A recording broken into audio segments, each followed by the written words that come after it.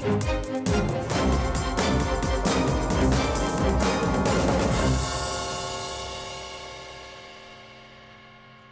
again, everyone. Welcome to another edition of RVBusiness Capitol Talk, sponsored by the Dicor Corporation. I'm Rick Kessler, and with me, as always, Sherman Goldenberg.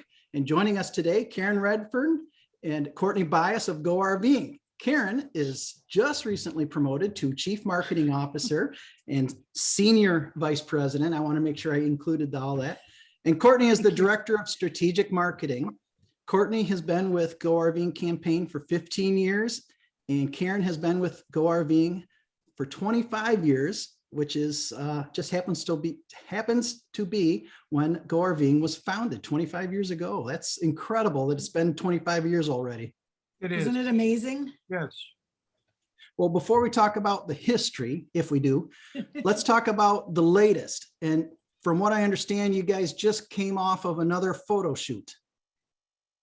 That's right. Our team was in California this week. They wrapped up yesterday evening, and we're going to shoot an all-new ad campaign. We hired FCB and obviously in the middle of a pandemic, and since then, because of COVID, we really haven't been able to get out there, shoot a lot of new materials with them. We've been using, stuff that we've had historically, things that we've been able to source through some of our influencers, but this is our very first authentic shoot with them. So that was part 2 that wrapped up in California. Part 1 was in Indiana back in October of 2021. So all new marketing materials are coming this year in 2022. So we're very excited about that. We're really excited about the fact that we have a very diverse cast for both shoots, as well as a really diverse cast of RVs too, if you want to call them a cast, between, motorhomes and towables of all shapes and sizes. I think we have a really great representation of what our industry really is in this new campaign. Yeah, the members were fantastic. I mean, in California alone, I think we had 24 or 26 different RVs out there. So between the 2 shoots, we've got a number of different members that have been represented, and a lot of folks that hadn't participated in the past. So it's great. You're doing photo work, et cetera, et cetera. But what, for those of us who don't pay enough attention, is the thrust, is the theme creatively of the current campaign? Sherm just admitted he doesn't pay any attention to Go RVing, so I'm a little concerned now moving ahead. Go on a real vacation. We're continuing with that campaign as we're heading into 2022. I think that theme still works very well for the current environment we're in. I think we're still, as we're doing Zoom meetings, again, we're still searching for real and those real experiences, whether it's, for work or if it's for just fun times. I think RVs are that perfect outlet for that. It's the base camp to whatever you're trying to do. You mentioned one of the agencies already, but how about how things are going with them? They're relatively new, right? 2 years.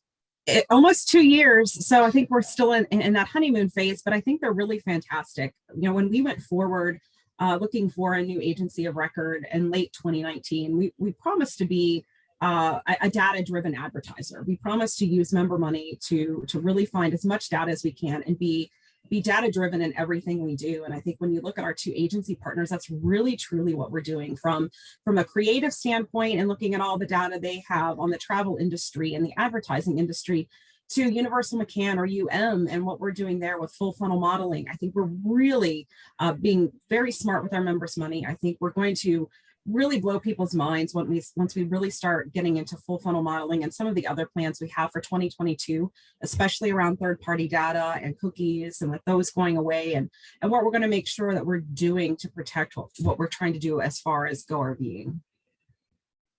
And that, that data that we're collecting, not only are we using it to make our business decisions and to where we place that advertising and where our markets are, but that's why we launched last year the monthly marketing minute from Go RVing, which really shares some of that data, things that you may not think would really impact the RV industry, but when you look at it, it's got an overarching impact on society or trends and likes, dislikes. So we're trying to share some of that data as well for our members to start thinking about what are some of those other peripheral events in life that could affect the business end of things. You're right. And I think that Go ahead. Yeah, and I think that goes to showing what we're trying to do to future-proof this industry too. And like Karen had said, some of these might not apply today and they might not apply tomorrow, but in 2 or 3 years, those are going to be something we're going to have to come face to face with. I think, a couple of years ago, we were talking about electric vehicles and everyone kind of pushed it off a little bit because, well, it's not here. It's not what's happening now, but here we are in 2022, and that's very much a reality. We saw in the Tampa show with some of our manufacturers bringing some electric vehicles to life, not hitting the market for consumers, but they're bringing those to life. And so what we're trying to do is find those trends so that everyone can kind of be aware of what they're going to have to be thinking about next. Beyond the headlines, beyond the logos and so forth, whom are you trying to reach specifically? What groups, what individuals? Sure. So with our work with data with and FCB, we have these high value audiences, or our HVAs as we call them. And so what that boils down to are outdoor explorers, those families who have kids who have a need, a want, a desire to be in the outdoors. We have the child-free explorers, again, a little bit of a younger set, more of that millennial set, who want to be outdoors, who want to travel.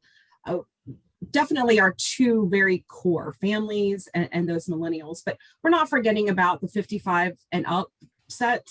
Definitely, on our radar for that. They've always kind of been there, but during the pandemic, we've seen them pull back from RVing a little bit. So we want to make sure that we're targeting them as well. And of course, diversity. We want to make sure we're reaching very diverse audiences. We want a Go RVing audience to represent what the United States looks like as far as diversity. And that's really what we're trying to do in everything we do for Go RVing. I know that and I hate to bring up the pandemic, but how do you avoid it anymore, right? True. Almost from the beginning, I recall when the new agency stepped in, the COVID pandemic was an element. In other words, we didn't get to meet him as well as we might have at the very beginning, right? Right. Because it was of the timing, and you had to deal with it the whole way through. What has it meant to you guys? It's made us quicker on our feet. We had to learn to pivot. The biggest challenge last year was that all the media that we had even gotten for free, which is great for the industry in 2020, RVing became the media darlings of this is the safe way to get outdoors and do things in the midst of a pandemic. That drove droves of people to the RV dealerships. Our percentage of first-time buyers in 2020 was one of the highest percentages the industry has ever seen. So all of a sudden we had this influx of not only new owners and people new to the RV industry, but as Courtney was talking about, we had people that were new to the outdoor industry. People that had never really gone camping and hiking and in the outdoors suddenly are out there. So what we found was they had a lack of knowledge as to what to do to get started. And that's where the team refocused last year. We didn't want to continue sending consumers into RV dealerships where the supplies were somewhat limited. We always keep some of that marketing going on, talking about going on a real vacation. But what we focused a lot of our media partnerships and efforts with was educating those consumers coming into the marketplace. So Courtney and Sarah and the team produced 103 new videos last year. I think it was total of new content.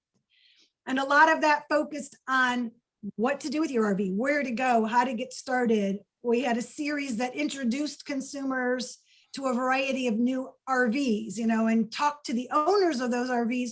What do you love most about your RV, to give that insight to people looking to get into the industry? So pivot was really our theme for last year, and it became our keyword to the team. So Go ahead, Rick, go ahead. Well, we don't want to occupy too much of their time, but I do want to ask about what's next. More. What is everything's next. We're doing it all.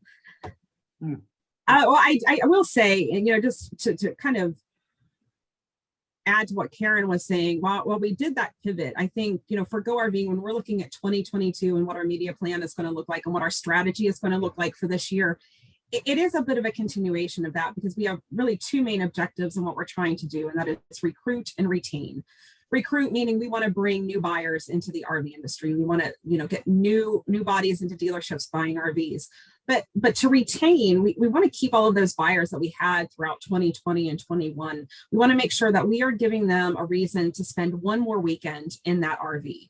So that's a lot of what we're focusing on this year is again, that excitement, building that excitement around buying an RV, but also building that excitement around keeping that RV and the endless possibilities that you really have with those. And that's really the focus of a lot of our video content that we do. And from itineraries to gear that you bring to cooking meals, and, even a really fun series about learning to play the guitar around a campfire. There's just so much that you really can do in an RV, and it goes beyond the campground. And I think that's something we've really changed the mindset on at Go RVing, where, traditional RVing was just, you go to a campground, you sit around the campfire, you do some activities at the campground. At the end of the night, you have some s'mores and you go to bed. But I think there's so much more to what RVing is and what it can be, from tailgating to, extreme sports to summer travel to these giant trips around the United States to just seeing what's in your backyard. And I think all of that is really important in what we're trying to do. And even Go ahead. Even the pandemic has changed that, what RVing, because suddenly RVing can become your mobile office. It can be, it became a mobile classroom for a lot of families at one point. So what RVing is really about to consumers becomes more individual, more personal. And as Courtney said, we're not focusing just on that campground. So if we're looking at that, we're now in the next generation of what's next for Go RVing, as well as the next gen buyers. So at 25 years old, we're taking a look at what does our brand mean to consumers?